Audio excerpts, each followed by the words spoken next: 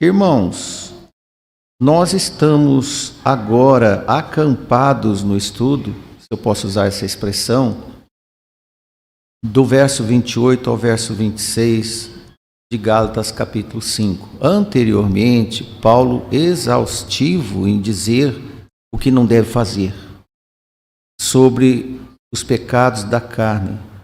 Mas agora ele abrange o melhor, que é viver no Espírito e dar o fruto do Espírito, como nós vemos no verso 22. E ele diz que o fruto do Espírito é amor, paz, gozo, longanimidade, benignidade, bondade, fé, mansidão, temperança. Ele diz que contra essas coisas não há lei. E também ele depois diz que os que são de Cristo crucificaram na carne as suas paixões e concupiscências. E hoje o versículo que nós vamos comentar de maior intensidade, ele diz assim: se vivermos em espírito, andemos também em espírito. Amém? Que Deus nos ajude. Ainda que em torno desse impressionante tema, entre carne e espírito, envolvendo a lei dos judeus, que é o pano de fundo da carta aos Gálatas, o apóstolo cobra dos irmãos a vivência em espírito para reproduzirem as virtudes do Espírito. Não tem como ter virtude do Espírito se não viver no Espírito. E na sua frutificação permeada e abundante entre todos os crentes no Senhor. Deus não aceita crentes nominais. Deus não aceita crentes de eventos. Por exemplo, a gente faz uma festa, a igreja lota, depois nunca mais volta. O Senhor se agrada daqueles que tomam a sua cruz para que, de fato, sejam seguidores de Jesus. Isso chama-se compromisso com Deus. Embora a prática seja de fato exigente de obras, ela é o resultado natural de decisões obedientes. Naturalmente ela vem, por isso que não precisa de lei. Vem do Espírito do Senhor, não vem da natureza do homem. Todas as igrejas sérias deveriam apelar para que os seus membros saiam de fato dos costumes passados para a produção do bom fruto. Pense você e responda para si mesmo: que servo há que não serve o seu Senhor? Que trabalhador há que não trabalhe? Então não é trabalhador. A Bíblia diz que quem não trabalha é preguiçoso. Trabalhador é quem trabalha. Quem é que mantém o seu emprego se não é digno do seu salário executando as suas tarefas? Olha, como crentes no Senhor, seguidores de Jesus, temos muito a fazer. E com alegria de fazer. Nunca pense também que qualquer um de nós é um obreiro independente da Igreja de Jesus. Se nós te avisamos sobre esse dever de ser participante da obra do Reino Eterno, e agora vem, quanto tempo? Período integral. Ser crente é período integral. E em equipe, em igreja. Não tem como ser crente no horário comercial dos homens. Não tem como ser servo de Jesus no final de semana. Nós precisamos de servir ao Senhor dormindo, comendo, alimentando, vestindo, cuidando, trabalhando, rindo, festejando, qualquer momento. E mais, Paulo diz que em Gálatas 6:2, nós já vamos ver mais à frente, daqui uns dias, se Deus nos permitir, ele diz: levai as cargas uns dos outros, e assim cumprireis a lei de Cristo. Não é a lei dos judeus, é a lei do amor, de um ajudar o outro. Um ajudar quando o outro enfraquece. A obra acontece sempre em conjunto, em união, na prática do exercício entre todos. E além do mais, meu irmão, minha irmã, no suor, nas aflições, no choro, nas provações e debaixo de tentações, nas insônias. O irmão Márcio tem perdido o sono, você não faz ideia. Acordo sim de madrugada e confesso aos irmãos, não pensando em dívidas, não em contas a pagar, não num passeio que eu vou fazer, não num compromisso secular. Minha insônia é por causa da igreja, você acredita? É por causa dos irmãos, do compromisso que eu tenho com Deus. Se não, irmão, não valia a pena estar aqui. Eu estaria em outro lugar. Este é o evangelho que Jesus propôs. Então, devemos cuidar do rebanho, conhecer o rebanho. Pastor cuidadoso não dorme. E a Bíblia diz sobre as vigílias da noite. Quem foi avisado do nascimento do menino de Jesus foram os pastores. Por que eles estavam acordados na madrugada? Porque eles tinham que cuidar das ovelhas, senão o lobo vem e pega.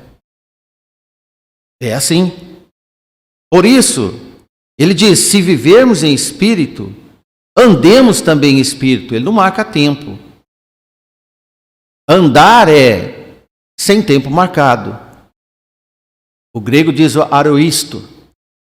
Ele começa do passado, ultrapassa o presente e vai para o futuro. Vamos comparar as declarações. Vamos comparar com a declaração pessoal de Paulo nesta carta, em Gálatas 2:20, por exemplo, quando ele diz: isso é um testemunho dele. Já estou crucificado com Cristo e não vivo mais eu, mas Cristo vive em mim, a vida que agora vivo na carne, vivo-a pela fé do Filho de Deus, na qual amou e se entregou por mim mesmo. Isso aqui é uma declaração de compromisso irrevogável. O que é irrevogável? Não dá mais para voltar no tempo passado. Ele diz, Cristo vive em mim, eu não vivo mais em mim, eu não faço mais o que eu quero, eu não vou mais para onde eu quero, eu não ando mais com quem eu quero, mas com quem Deus põe na minha vida. Eu não vou mais para a cidade que eu bem entendo. É Deus que me tira do caminho de Damasco um dia. É Deus que manda eu ir para tal e tal lugar. Mediante a conduta do crente ser balizada pelo Espírito Santo de Deus, e deve ser assim, não mais no interesse próprio ou nos interesses do mundo, nada deste tempo, neste mundo, deve ser prioridade. Nada, nada, irmãos. Jesus disse que quem não deixar pai, mãe e filho, a sua própria família, não é digno de mim. O que você acha que é a igreja? Na igreja devem ter pessoas que estão servindo Jesus e abandonar tudo lá fora, porque Ele deu esse exemplo para nós. Ele fez isso. Ainda que estejamos por pouco tempo nessa terra, e é pouco mesmo, não dá para perder tempo. Devemos remir o tempo, administrar o tempo. Em Romanos 6:22, Paulo escreve à igreja em Roma: mas agora, libertados do pecado e feitos servos de Deus, tende o vosso fruto para a santificação e por fim a vida eterna. Uma sequência eloquente de Paulo, onde ele coloca o fruto do Espírito Santo. E é sobre esse assunto que Paulo estava tratando com as outras igrejas da Galácia. Amém, irmãos? Livres da escravatura, porque o preço de sairmos do jugo do pecado daquela vida lá fora foi altíssimo. Nós não teríamos condição de estarmos aqui reunidos sobre a graça de Deus, se Jesus não houvesse morrido por nós. Por isso estamos aqui, num lugar até muito confortável, ao meu ver, e nós não estamos aqui por causa de ar-condicionado e um tempo confortável. Nós estaríamos em qualquer lugar, porque por Jesus devemos fazer qualquer coisa e estar em qualquer lugar. Não é acomodação, é o prazer de servir. Isto é válido. Agora, livres desta escravatura antiga, somos filhos do reino do Rei eterno. Agora, seguimos as pisadas de Jesus, do Mestre. Porque quando éramos escravos de Satanás, todos aqueles que estão no mundo são escravos, mas se comportam como reizinhos. Nós somos a serviço do Senhor e filhos do Rei. Melhor assim.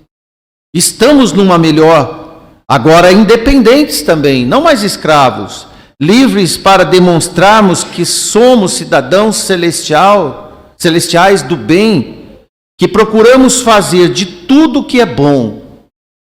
E o Senhor nos ensina. Seguir Jesus é fazer tudo o que é bom. A nossa ética ultrapassa o conceito do certo e do errado. Que certo e errado é a moral de um lugar, de uma pessoa. A lei da moralidade, agora lembrando da lei dos judeus, que era uma lei moral, a lei da moralidade não é mais nosso orientador, nosso tutor, nosso aio. Agora o Espírito Santo do Senhor é que nos colocou diante do amor de Deus em nossos corações para podermos fazer em obediência a vontade do Senhor. E lembre-se das 9 virtudes do Espírito que nós acabamos de ler. A Bíblia diz: não há um bom, não há nenhum sequer. E aqui ele diz que a bondade faz parte do fruto do Espírito. Lembre-se, a bondade em nós não vem de nós, porque nós não somos bons. Mas o Senhor é bom, porque Ele é benigno. Todos os benignos fazem bondade. Nós antes não tínhamos fé. Da onde vem essa fé? O Senhor nos dá a fé. Porventura, os que estão no Senhor não eram mansos, mas agora são mansos, compreensíveis, amam os irmãos, entendem a postura de cada um, são temperados. Amém, irmãos? Quando notamos esses procedimentos, percebemos que não somos mais nós regulando a nossa vida. Por isso que Paulo diz: não vivo mais eu, mas Cristo vive em mim. O predileto divertimento, passatempo de Paulo era perseguir cristãos. Por isso que ele estava indo no caminho de Damasco, para caçar crentes. Mas de repente o Senhor mudou o comportamento dele. Quem humilhava e maltratava os cristãos passou a ser um deles e sofrer como eles. Que lição para nós! De fato, irmãos, o Evangelho tem muito a nos ensinar e também mudar. Por isso, no serviço do Reino Eterno, consequentemente, deve ter operação das virtudes celestiais. E quanto àquele passado do pode ou não pode, do permitido e do proibido, já não dependemos mais dessas coisas. Nós não vamos ao mercado se é proibido ou se é permitido. Nós vamos por questão de necessidade, e em qualquer lugar que for, assim é. Superamos essas regras dos homens para conviver na liberdade através de manifestações, como vimos, do gozo, da paz, da unidade, da bondade, da benignidade, da fé, da esperança, do amor. E sobre as consequências severas dos inimigos, novamente Paulo diz: contra essas coisas não há lei. Não necessitamos mais de um aio, de alguém para nos guiar, para dizer o que você deve ou não deve fazer. Em oração nós resolvemos muitas questões nossas. Vindo ao culto nós aprendemos muito o que fazer. Ouvindo pregações, lendo a palavra de Deus, nós aprendemos a vontade de Deus, então nós melhoramos. Melhoramos cada vez mais. Jesus disse uma vez lá para os seus discípulos em João 10:27. Olha que impressionante. Simples, mas objetivo. Ele disse: as minhas ovelhas ouvem a minha voz. Mas Jesus não para por aí. Ele diz, e eu conheço cada uma delas e elas me seguem. Em outro lugar diz, eu conheço elas pelo nome e elas me ouvem.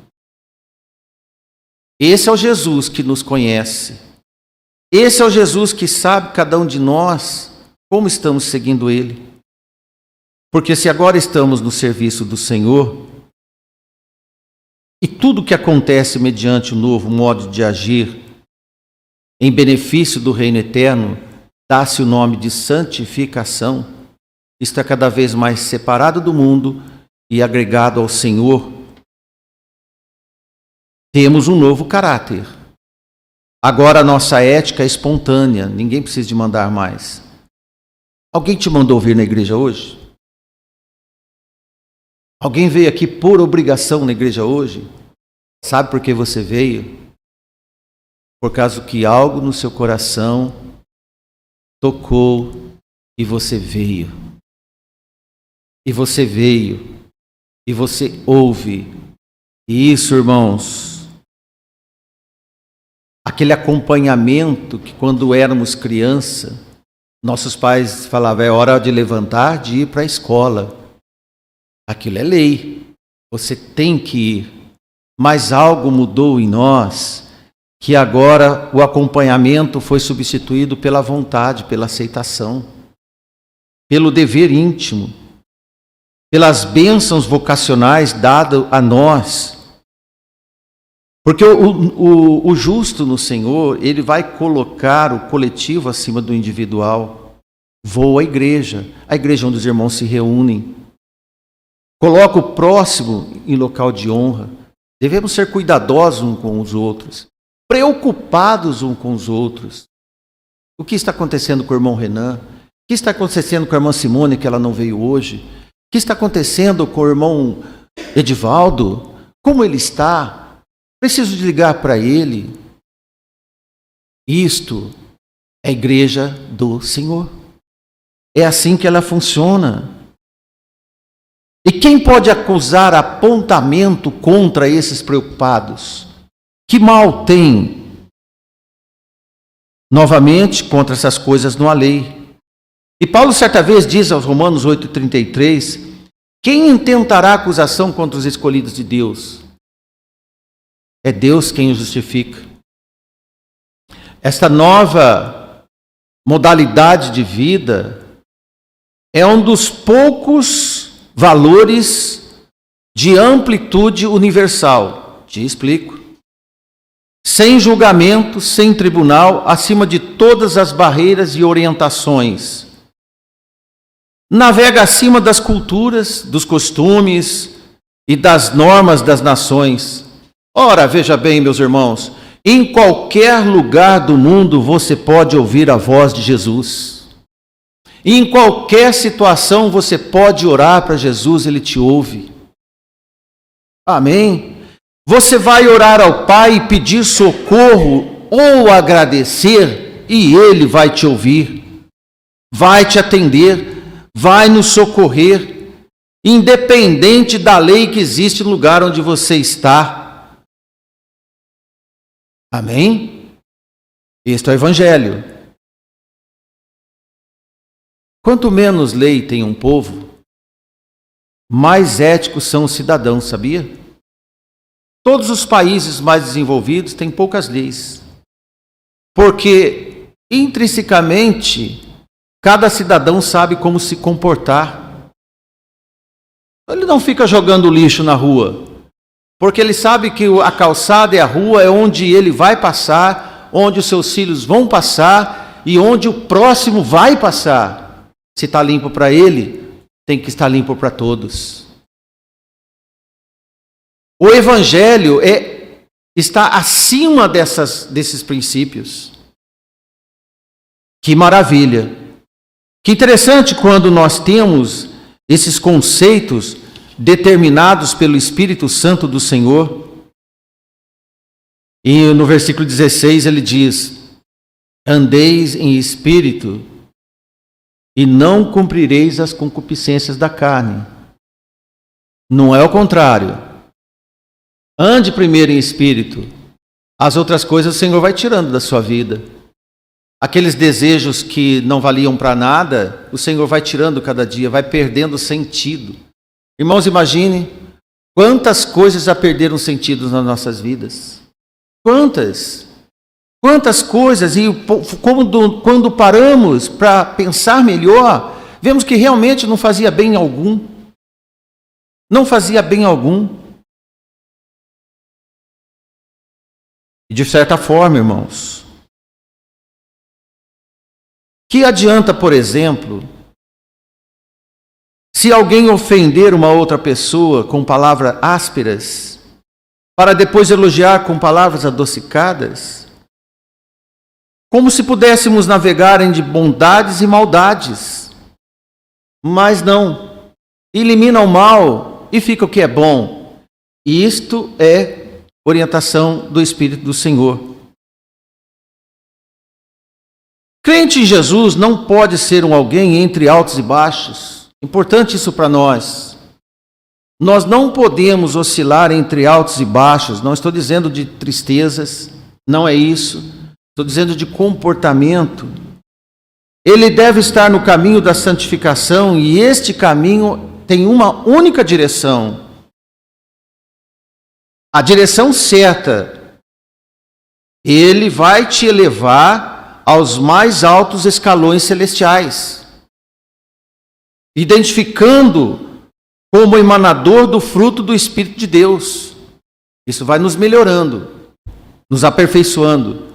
Em Hebreus 3:1 nós vemos escrito assim: por isso, irmãos santos, participantes da vocação celestial, considerai a Jesus Cristo, ou a Cristo Jesus, apóstolo e sumo sacerdote da nossa confissão. Olha, irmãos, todos os que consideram Jesus na sua confissão de fé serão participantes ativos de um comportamento celestial. Por isso, não é necessário um termômetro para medir a sua temperatura carnal. Digo em referência aos versículos 5 e 16. Andai em espírito e não cumprireis a concupiscência da carne. Se não existe mais concupiscência da carne, não tem mais para que medir coisas da carne nas nossas vidas. Pois sobre uma nova vocação, a nova conduta chegará, sendo Jesus o efeito do livramento das más condutas. O crente pode errar, mas ele não vive errando. Ele não vive pecando. Olha o que Paulo escreve a Timóteo, 2ª carta 4:18. E o Senhor me livrará de toda a má obra, e guardar-me-á para o seu reino celestial, a quem seja para todo sempre. Amém. Observe, meus irmãos, a firmeza das palavras dos apóstolos. Quem nos livra do mal? O Senhor. Não tente fazer isso por você só. Jesus orou aos seus discípulos: livra-os do mal. Não peça que tire do mundo, mas que os livre do mal. E Paulo diz a Timóteo: o Senhor, Timóteo, Ele vai me livrar de toda a má obra, e Ele vai me guardar para o reino celestial que é dele. Morrer com Jesus efetiva a mortandade do regime carnal. Então dê um basta na vida velha, dê oportunidade para o Senhor lidar conosco, interferir em nós. Isso pode ser que está faltando muito acontecer quando ficamos confusos, ou temperamentais, ou de baixa estabilidade emocional, ou também entristecidos demais ao ponto de não ter alegria de servir ao Senhor. Isso pode acontecer. Isso pode acontecer. Como voltar a ter alegria? Uma igreja toda perdeu a alegria. O primeiro amor, a igreja de Éfeso. E o Senhor fala: tenho, pois, contra ti que perdesses o primeiro amor. Se uma igreja perde devemos estar cuidadosos para que nenhum de nós também venha a perecer nessas circunstâncias. No capítulo 3 e 27 da nossa carta diz: porque todos quantos fostes batizados em Cristo já revestistes de Cristo. Olha, irmãos, há um grande abismo entre a ideia, que ideia é apenas teoria, e a prática, que é realmente o fruto que estamos estudando, quando não se encontra a correlação íntima com a profissão de fé. Paulo faz um apelo, desnudando a realidade entre muitos da igreja em Corinto, com ensinos exaustivos. Quando Paulo viu que a igreja de Corinto estava toda distorcida da vontade de Deus, ele não bateu na igreja, ele corrigiu a igreja. Ele chegou para a igreja e ensinou como fazer, até a ceia, os comportamentos. E olha o que ele escreve no capítulo 3, versículo 3 da primeira carta. Por que ainda sois carnais? É uma pergunta. O que aconteceu com vocês? Pois havendo entre vós, olha o que existia na igreja, irmãos, a igreja do Senhor, invejas, contendas, brigueiro, discussões, dissensões, desavenças tais. Não sois porventura carnais? Não andais segundo os homens? Quando Paulo viu a igreja de Corinto e viu os homens de Corinto, os gregos de fora, Paulo olhou e falou assim: está tudo igual. O que acontece lá fora, nos bares, nas ruas, nas famílias encrenqueiras, está acontecendo dentro da igreja. Não pode isso. Não pode. Veja só.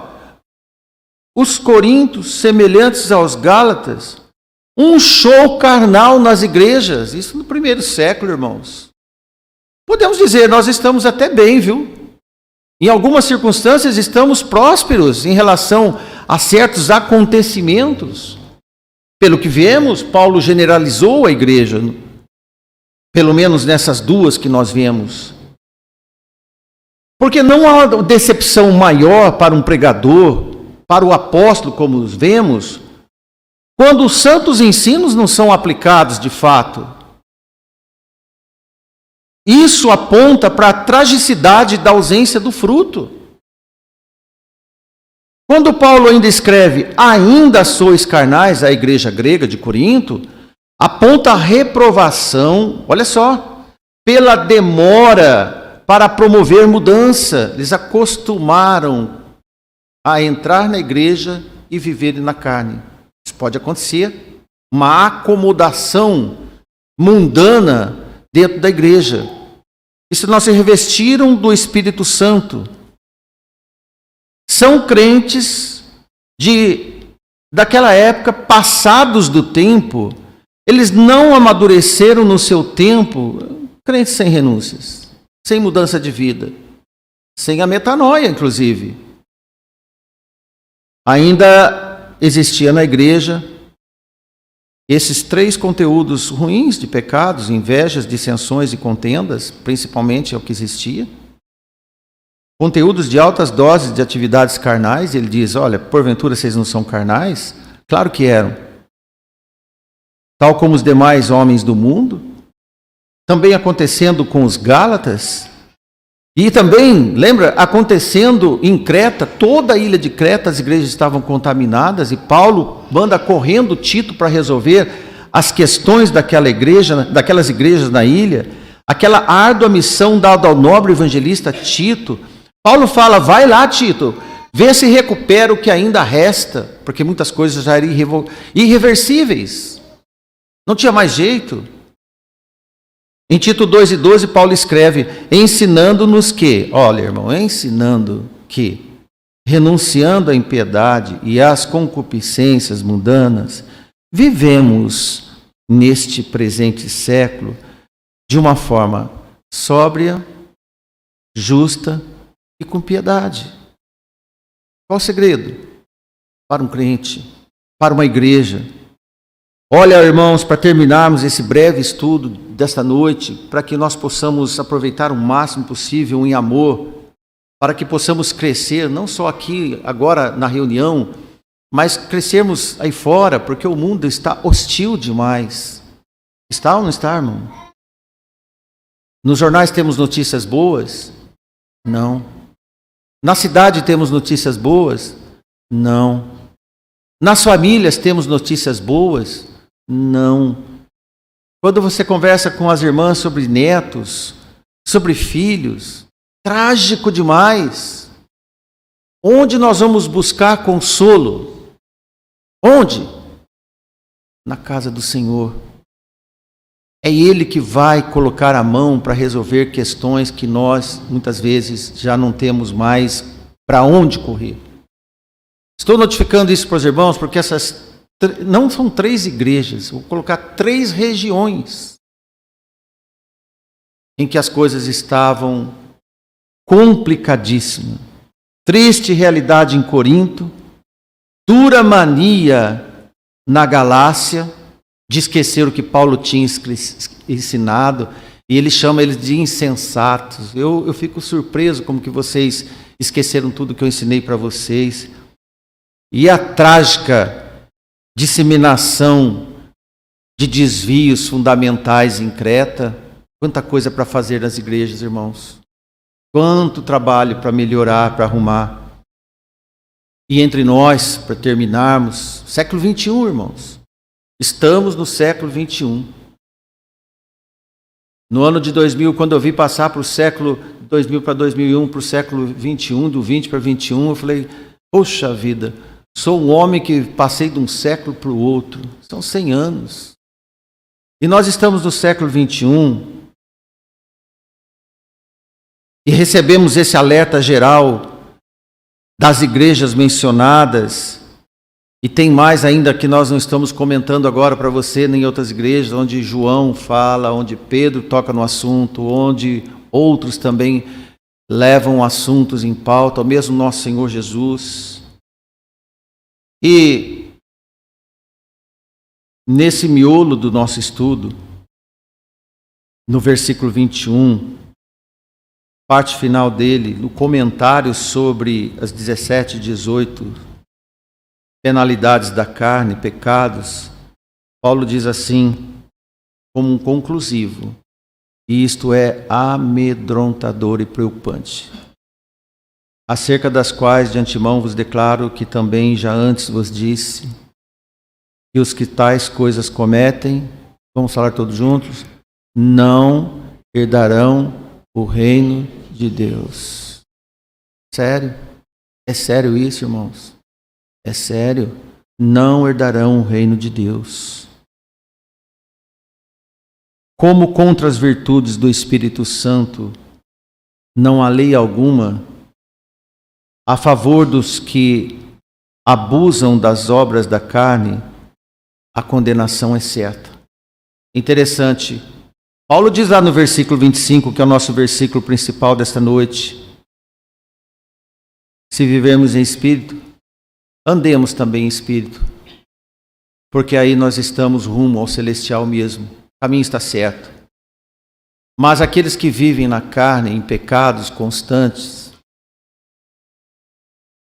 na concupiscência, Paulo diz, esses que fazem essas coisas que eu escrevi e mais as semelhantes, não herdarão o reino dos céus. Ele disse, eu já disse isso para vocês uma vez, e volto a dizer, irmãos, por mais que você possa estar desanimado, triste, ajoelhe, ore, peça ao Senhor para te dar o que perdeu, para te dar melhor que antes, para que haja um avivamento íntimo no seu coração, para que a alegria da glória eterna possa ressuscitar na igreja, no coração de cada um de nós. Não tem outro caminho melhor. Amém? Que Deus nos abençoe. Amém. Obrigado a todos.